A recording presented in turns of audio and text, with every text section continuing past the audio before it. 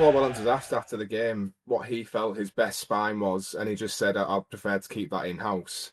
But I think I agree with it. I don't think he knows. The 10th combination in the halves was pretty telling, and with George Whitby sat on the sidelines, you're just sort of thinking, I don't think he knows which way to go, and penultimate round of the season that's pretty alarming, isn't it? It's worth noting as well, they've had 10 combinations, but they've not necessarily, it's not been through injuries.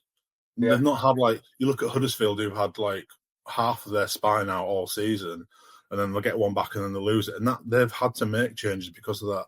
Since, obviously, Wellesby was out for a period, but they haven't had like loads of injuries in there. It's just kind of been just changing it up almost for the sake of, well, this might work this week, it might not work. Like, I think it does look a bit directionless, which feels quite harsh to say, but I think it's probably true.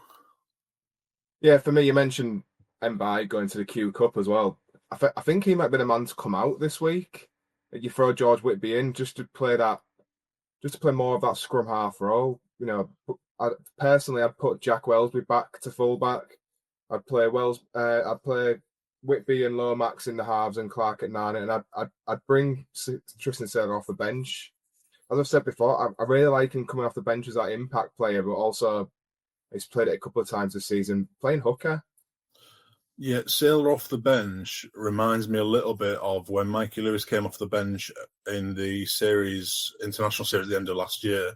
Obviously, I'm not sure, it might have been 2023, but Lewis he came on at hooker and he did have a lot of impact, and he's kind of that X factor. Saylor does that. He brings the running threat, and I think you can't play him at fullback because Wellesby's the better player, and he's not a half. You also can't really put him on the wing. So I think if you want to use him, you've got to use him in that impact role. And when Wellesby came back from his injury against Huddersfield, that was where they played him. And yeah, it's Huddersfield. They were already losing by 30, 40 points, but he looked really sharp there. And I think you've got a game against a team that you should beat. I mean, Castleford looked defeated.